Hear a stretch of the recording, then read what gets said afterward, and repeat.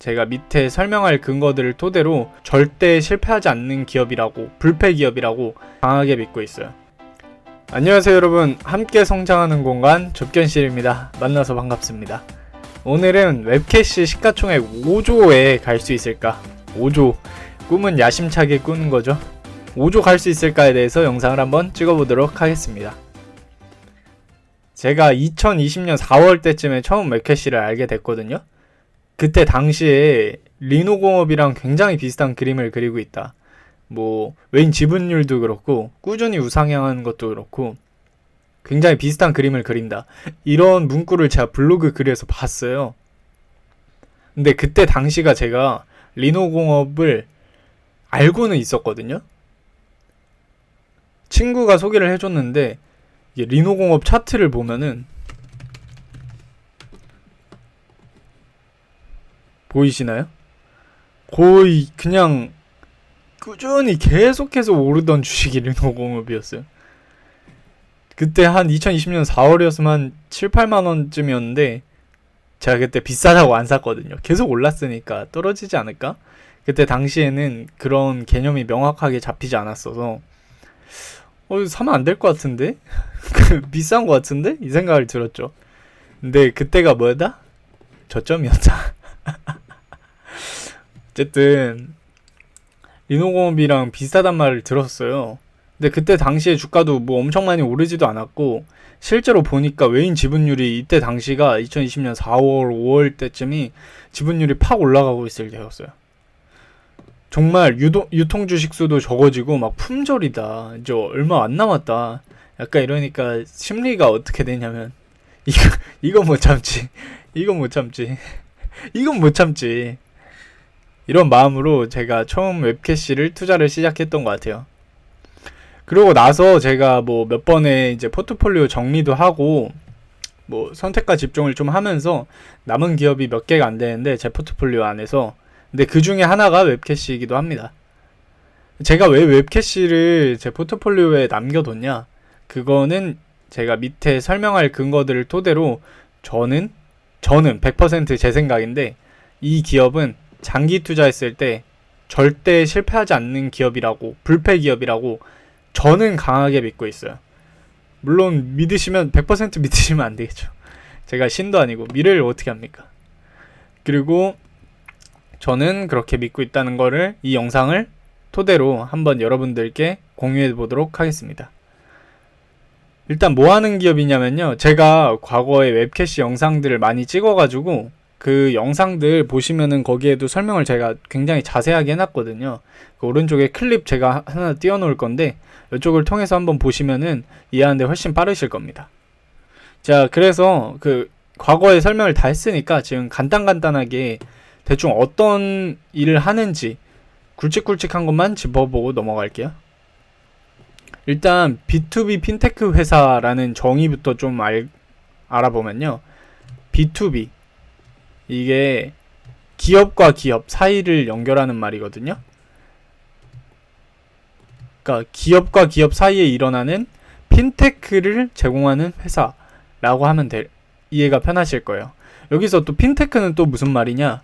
금융과 기술의 합성어를 핀테크라고 합니다. 그래서 이 말을 쉽게 풀어서 이야기하면 기업과 기업 사이에 금융 서비스를 제공하는 회사다 라고 생각하면 이해가 편하실 거예요. 편하시죠? 네. B2B 핀테크 회사는 지금 웹캐시를 대표적으로 예를 들 수 있고, 반대로 B2C는 기업과, B가 기업이라 했죠. to C가 커스터머, 고객의 약자거든요. 그래서 B2C 회사들이 저희가 흔히 알고 있는 카카오페이, 삼성페이, 토스, 네이버페이 등등이 있어요. 그래서 저희 웹캐시는 B2B 핀테크 회사다 라고 알고 있으면 될 것 같아요. 그리고 B2B 핀테크 회사인 웹캐시의 대표 제품은요, 인하우스뱅크, 브랜치, 경리나라, 이거 세 가지가 있다고 지금 일단 크게 보시면 될 것 같고요. 그리고 이 제품의 차이점은 그냥 회사 규모의 크기에 따라서 이 제품이 나뉜다 라고 생각하시면 편합니다. 총 정리, 기업과 기업 사이에 금융 서비스를 제공한다. 서비스. 그리고 이쪽에 있는 회사는 바로 금융회사. 뭐 신한은행, 뭐 KB은행 등등등등등. 그리고 여기는 일반 회사, 일반 기업들. 뭐 SK, LG, 뭐 공기업들 뭐 쭈루룩 있겠죠. 이 사이에 금융 서비스를 제공을 한다. 그리고 여기 있는 기업들은요, 주로 이 ERP 시스템이라는 거, 회사 다녀보신 분들은 대부분 들어는 보셨어요. SAP랑 뭐 오라클, 뭐 더존 이런 대표 제품들 보신 적 있죠. 회사에서는 재무나 뭐 재고나 수많은 데이터들이 있어요. 이런 데이터들을 일일이 엑셀에다가 막 다 입력하고 할 수가 없어요. 연계를 해야 되고 어느 쪽에서는 또 바로 뽑아서 써야 되고 하니까 이거를 ERP라는 시스템 안에다가 입력을 해 놓습니다. ERP 시스템. 그래서 ERP 시스템에서 자료를 정리받은 것을 바탕으로 바로 웹캐시 제품을 이용을 해서 은행에 바로 연동을 시키는 이런 구조라 이거죠. 그림이 생각보다 난해했는데 어쨌든 그렇게 대충 이해하시면 될 것 같고, 제가 설명해 드렸던 것처럼 인하우스 뱅크랑 브랜치랑 경리나라 이렇게 쓸 종류 제품이 있다고 했죠. 그게 인하우스 뱅크는요, 말 그대로 공공기관 초대기업을 하는 상품이고요. 시장 침투율은 매년 10% 이상씩 성장하고 있다. 이렇게 회사는 보고 있습니다. 여기서 보시면은 시장 점유율이 아니라 시장 침투율입니다. 왜일까요? 시장에 경쟁자가 없는 독점 체제거든요. 그래서 이 제품을 쓰냐 안 쓰냐로 시장은 나뉘는 거예요. 그래서 시장 침투율이라고 표현을 하고 있습니다. 시장에 경쟁자가 없는 독점 체제. 제가 굉장히 좋아하는 단어죠. 독점, 뭐 과독점, 뭐 이런 거. 어쨌든 초대기업용 B2B 핀테크 시장에는 웹캐시의 인하우스 뱅크가 유일하다. 그리고 이 기업의 IR 자료나 이런 문구들을 살펴보면은 이 문구를 확인하실 수 있는데요. 5년 후, 10년 후 기업들은 어떻게 금융 업무를 할까요? 저는 이 한 문장을 토대로 이 회사의 정확한 비전을 설명해낼 수 있다고 생각해요. 제가 밑에 추후에 설명드릴 건데 이 문장 꼭 기억해 두시면 좋을 것 같습니다. 브랜치도 똑같이 비슷한 제품인데 중견기업, 대기업을 대상으로 한 거죠. 그래서 내부 ERP 시스템이랑 금융기관을 연결해서 통합 자금 관리가 가능하도록 하는 B2B 금융 핀테크 플랫폼이다. 인하우스 뱅크랑 똑같은데 그냥 조금 작은 거다 라고 생각하시면 될 것 같아요. 그리고 도입비는 500만원에서 1000만원, 월 수수료는 2에서 30만원. 인하우스 뱅크는 도입비가 5천만원에서 1억, 월 수수료가 100만원에서 500만원, 그리고 커스터마이징 비용도 또 따로 있겠죠. 회사마다 커스터마이징이 필요할 수 있으니까. 그리고 이제 경리나라. 경리나라는 규모가 제일 작은 중소기업을 대상으로 한 상품이고, 그리고 뭐 소상공인으로 한 세모도 있는데 그거는 일단 패스를 하고 지금 경리나라까지만 이야기를 하겠습니다. 중소기업을 대상으로 한 상품이고요. 그리고 격리 업무랑 금융 업무, 말 그대로 격리나라죠. 왜 격리나라겠어요? 이게 격리 업무를 되게 쉽고 간편하게 해결해주는 B2B 금융 핀테크 플랫폼이다. 그리고 18년 말 기준 유료 고객 수가 3천여 개를 돌파했고요. 19년 말에는 1만 3천여 개. 그리고 2020년에는 매출액 기준 해가지고 전년 대비 100% 성장률을 보였어요. 이게 정부의 비대면 바우처 제공을 받아가지고, 그래서 지원을 받아서 성장성이 엄청 이번에 돋보였거든요. 정부 비대면 바우처 K-뉴딜에 힘을 많이 받았다. 그래서 매출이 좀 비정상적이죠. 어떻게 보면 정상적인 흐름은 아니었죠. 그래서 비정상적인 성장성을 보였다. 괴물 같은 성장성을 보였다. 2021년까지는 고성장이 예상이 되고, 그리고 이후에 2021년도부터 이제 WMC 사업을 시작을 해가지고 이게 위 멤버스 클럽 사업인데, 이것도 제가 과거 영상들에서 다 설명을 했고요. 어쨌든 이 사업을 바탕으로 향후에는 또 추가 모멘텀을 준비하고 있는 상황이라고 합니다. 그리고 경리나라는요, 그 위에 인하우스뱅크랑 브랜치는 경쟁 제품이 없었거든요. 근데 경리나라는 엄밀히 따지면 조금씩 역할은 다 다르지만 경쟁 상품이 존재합니다. 뭐냐? SERP 경리나라, 이게 SERP랑 경리나라를 합친 거고요. 그리고 더 좋은, 그리고 얼마예요? 그리고 이카운트, 이렇게 경쟁 제품이 존재합니다. 근데 제가 이거를 봤을 때 그냥 가장 쉽게 생각하자면 역할이 다 조금씩 다르거든요. 근데 격리 업무를 주로 하려는 중소기업한테는 경리나라가 유리하고, 그리고 다른 뭐 추가 기능이 필요하다 그러면 이 제품들 중에서 고려해가지고 선택을 하는 것 같습니다. 그리고 재고 관리나 이런 거 또 필요하는데 굳이 또 경리나라도 또 쓰고 싶다 그러면 SERP라는 ERP 시스템이랑 같이 구매를 해가지고 경리나라 제품을 사용하기도 해서 SERP 경리나라라고 적어 놓은 거고요. 제 블로그 글 오시면은 여기서 다 확인을 하실 수 있습니다. 경리나라에서 주의 깊게 봐야 할 점도 제가 여기 다 적어 놨고요. 이것도 한번 읽어보시면 굉장히 좋을 겁니다. 그렇다면 지금 이제 서론이 꽤나 길었죠. 제가 왜 웹캐시가 장기 투자할 때 불패 기업인지, 왜 그렇게 생각을 했는지 이야기를 해보도록 하겠습니다. 미래를 생각해보자. 전기차만이 답이 아니다. 제가 이렇게 소제목을 지어놨는데요. 미래에요. 사실요, 미래에는 모든 게 다 바뀔 겁니다. 안 바뀌는 거는 단 한 가지밖에 없어요. 뭐냐? 우리들 월급. 우리들 월급 말고는 다 바뀝니다. 그런데 그 바뀌는 것만이 이제 대부분 사람들이 많이 아는 게 내연기관차에서 전기차로 바뀌는 거. 이거는 대부분 사람들이 많이 알고 있죠. 왜냐, 뉴스에도 많이 나오고 2030년이 되면은 이제 유럽에서는 내연기관차 생산을 중단을 하죠. 그러면 누구나 예상을 할 수 있어요. 2030년에는 그럼 전기차만 판매가 되면은 전기차 투자를 해야겠네. 지금 내연기관차들이 향후에 다 바뀔 거니까. 결국에는 전기차만 사용할 테니까. 맞는 말이죠. 굉장히 합리적인 생각입니다. 근데 제가 이야기를 드리고 싶은 거는 미래에 바뀌는 게 이제 전기차만이 아니다. 뭐 많은 것들이 있겠지만 저는 B2B 핀테크 시장도 이런 변화가 확실한 섹터 중에 하나라고 저는 생각을 해요. 여러분 생각을 해보면 한 10년, 20년 전만 해도 저희는 그 뭐 회사 ERP 시스템이 아니라 다들 회사에서 엑셀 많이 쓰셨을 거예요. 엑셀로 하나하나 입력을 하고 전부 다 하셨을 거예요. 뭐 심지어 수기로 작성한 데도 많았겠죠. 그리고 은행 업무는 경리가 무조건 직접 은행 창구에 가가지고 거기서 일일이 송금을 하고 뭐 금융 업무를 받죠. 근데 요즘에는 어떤가요? 대부분 회사들 재고 관리 같은 거 업무를 뭐 엑셀에다 하나요? 물론 엑셀에다 아직도 하는 그런 회사들도 존재하긴 합니다.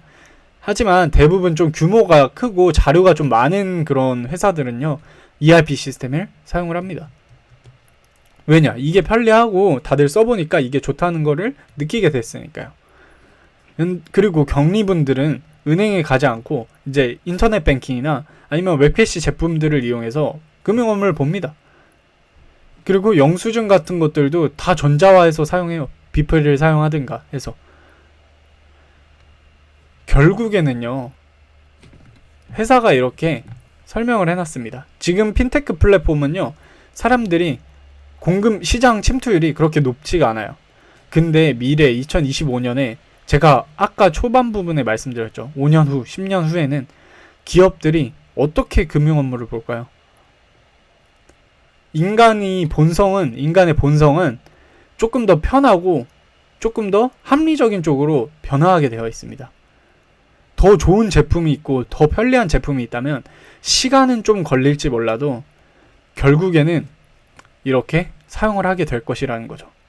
제가 이러한 것들을 토대로 장기 투자 시에 웹캐시는 절대 불패하지 않을 거다라고 저는 이렇게 생각을 하는 겁니다. 5년 후, 10년 후 기업들은 어떻게 금융을 할까요? 생각을 해보면 답은 굉장히 간단합니다. 결국 속도의 문제이지 답은 웹캐시 제품으로 향하게 되어 있다. 자, 인류 기업들이 경쟁하고 있는 전기차도 좋지만 아직 혼자 있는 웹캐시도, 독점하고 있는 웹캐시도 한번 생각을 해보자. 저는 이런 의미에서 첫 번째 제목을 정했고요. 자, 그리고 두 번째, 독점 회사들의 특징이 뭐죠? 그렇죠, 강력한 진입장벽이 있습니다. 진입장벽이 낮다면 사실 독점이란 거는 존재할 수가 없죠. 얘가 혼자 다 해먹고 있으면, 진입장벽이 낮으면은 너도 나도 다 하죠. 네이버 인터넷 쇼핑몰 같은 거 요즘에 스마트 스토어로 창업하기 쉬우니까 좋은 아이템 있으면 너도 나도 다 창업을 하죠.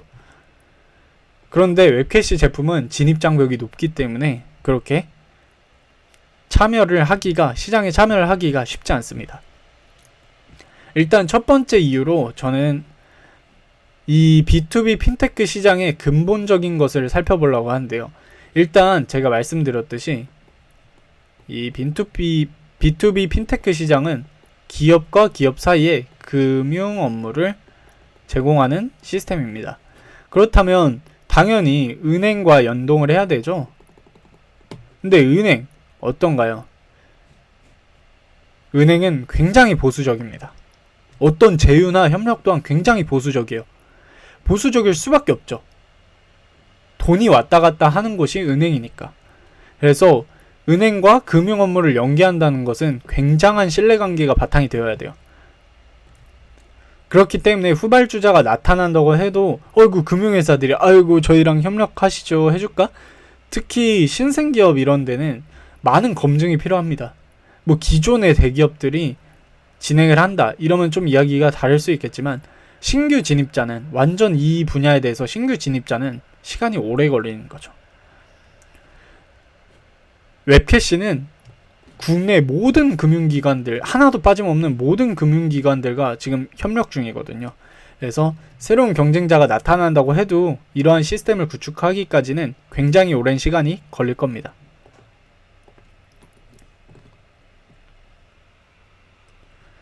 그리고 제가 생각하는 세 번째, 이거는 두 번째와 굉장히 비슷한데요. 진입장벽이 높다는 것. 여러분들 유튜브 시청하실 때 혹시 프리미엄 사용하시는 분들 계신가요? 이거 프리미엄을 쓰면은 유튜브에서 광고를 그냥 보지 않고 바로 영상을 시청할 수 있어요. 그죠? 근데 그런 사람들한테 가가지고 너 쓰지마, 이거 결제하지마, 결제 뭐하러 해, 그냥 광고 보고 해, 그러면 갑자기 해지를 시켜버리면 사람들이 반응은 어떨까요? 아마 엄청 답답해 할 겁니다. 광고 안 보다가 광고를 보라니까 답답하죠. 한국인이 또 어떻습니까? 그렇죠. 급하고 좀 빨리빨리 하는 또 민족이지 않습니까?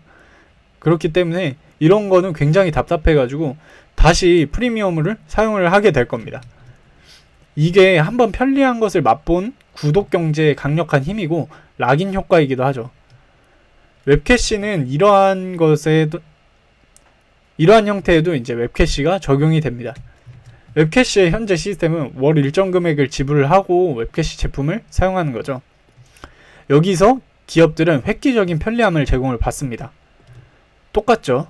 그럼 여기서 이제 웹캐시 없는 이전의 상태로 돌아가라 그러면 돌아갈까요?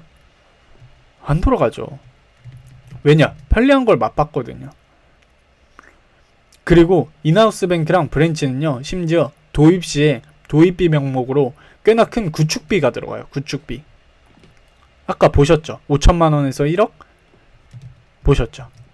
구축비가 들어가기 때문에 만약에 다른 회사의 경쟁 제품이 만약에 출시가 됐어요. 만약에 출시가 돼도 다른 걸로 넘어가려고 그러면 이미 구축비 막 몇천만원, 몇백만원 들여서 만들어 놓은 걸 그냥 이걸 버리고 저 제품으로 넘어가야 돼요. 정말 획기적인 성능 개선이 아니라면 쉽게 다른 제품으로 이동을 안 하겠죠. 왜냐? 이동할 때마다 돈이 많이 드니까. 이런 것들을 토대로 이제 웹캐시는 강력한 구독 경제를 구축을 했다 할 수 있는 거죠. 그래서 구독 경제와 락인 효과가 웹캐시의 크나큰 장점이라고 저는 생각해요. 마지막 기타 등등. 웹캐시는 이거 이외에도 사실 말할 게 굉장히 많아요. 제로페이 있죠. 법인용 제로페이를 또 웹캐시에서 하거든요. 여러분 제로페이 요즘에 보시면은 국가에서 진짜 발벗고 나서서 깔아주고 있어요. 저희 동네에도 안 깔려있는 데가 없어요. 지원금을 기업들한테 강요를 해가지고 지원금을 뜯어내가지고 제로페이 활성화하는데 많은 그런 힘을 쓰고 있는 게 국가고요. 거기서 법인용 제로페이를 사업을 준비하고 있는 게 웹캐시입니다. 그리고 웹캐시가 이제 아직까지 제로페이를 많이 사용하지는 실사용이 그렇게 크진 않은 것 같은데, 만약에 중국의 알리페이처럼 잘 깔리고 사람들이 그 도로 위에서 사용을 많이 한다면 그러면 이 분야도 굉장히 잠재력이 높을 수 있는 거죠. 그리고 웹캐시 그룹이 있잖아요. 여기에는 쿠콘 들어보셨죠? 마이데이터 산업 하는 회사거든요. 여기랑 비즈플레이, 이거 전자영수증, 탄탄한 회사들이 많아요. 쿠콘은 데이터 산업으로 날개 달라서 주가 보시면 얘 아마 날라갔을걸요? 그리고 비플은 제로페이 바탕으로 이제 국가 지원을 엄청 많이 받아요. 이게 특징적으로 웹캐시 그룹의 제품들이, 아니 웹캐시 그룹이 국가의 지원을 되게 많이 받아요. 약간 웹캐시가 하는 쪽이 전자화, 막 이런 미래 산업, 미래에 굉장히 유용한 산업들을 많이 하기 때문에 국가에서 지원을 굉장히 많이 해줘요. 그래서 쿠콘도 그렇고 비플도 그렇고 웹캐시도 그렇고 국가 지원을 굉장히 많이 받아요. 그래서 이를 바탕으로 안정적이고 탄탄한 성장을 기록하고 있는 거고요. 마지막으로 이제 웹캐시 주가에 대해서 한번 살펴볼 건데, 지금은 아마 주가가 더 낮을 거예요. 2만원 후반 언저리 왔다 갔다 하는 것 같은데, 이거 고점 대비해서 지금 32%의 가격 하락이 있어요. 저는 지금 주가가 이때 당시에는, 이 글을 쓸 때 당시에는 절대적으로 싼 값이라고 보기는 힘들다고 판단했는데, 지금은 생각이 달라졌어요. 지금은 저는 제 100% 1000% 제 짧은 생각에는 지금 주가는 굉장히 싸다고 보고 있고요. 투자에 망설일 만한 금액은 절대 아니라고 생각해요. 뭐 2년 3년 뒤에 만약에 투자를 한다고 2년 3년 뒤에 필요한 돈이다 이러면은 저는 투자하지 말라고 이야기하고 싶지만, 2030년 그 이유를 보고 있다면 저는 이거는 불패 기업이라고 생각해요. 최소한 배당주, 이런 회사의 배당 수익률보다 높은 수익률을 자랑할 수 있지 않을까, 저는 그렇게 생각합니다. 그래서 저는 이것을 바탕으로 웹캐시가 아마 제 포트폴리오 중에 제일 길게 들고 있지 않을까 라는 생각입니다. 애초에 처음 진입할 때 계획 자체가 한 10년을 보고 지금 투자를 시작을 한 거기 때문에 꾸준히 앞으로도 적립식으로 투자를 해볼 생각입니다. 여기 밑에는요, 또 이제 점검은 뭘 해드릴까 해가지고 제가 향후에 뭘 점검을 해야 될지 이런 것들을 적어놨거든요. 이거 제 블로그 오시면 지금 이 제가 작성한 양질의 글을 다 살펴보실 수 있는데, 이거 제가 작성하는데 시간 꽤 걸렸거든요. 자료 수집하고 정리하고 하는데, 이거 한번 읽어보시면 굉장히 도움되는 내용들 많으니까 한번 제 블로그에 오셔가지고 정보 밑에 글 쓴 정보란에 보시면 제 주소가 있어요. 그걸 통해서 한번 보시면은 굉장히 도움되니까요. 한번 와서 보시는 걸 추천드립니다. 자, 그럼 오늘 이렇게 웹캐시에 대해서 영상을 찍어봤고요. 네, 영상 끝까지 시청해주셔서 감사합니다. 오늘 좋은 하루 되시고요. 여기까지 함께 성장하는 공간 접견실이었습니다. 감사합니다.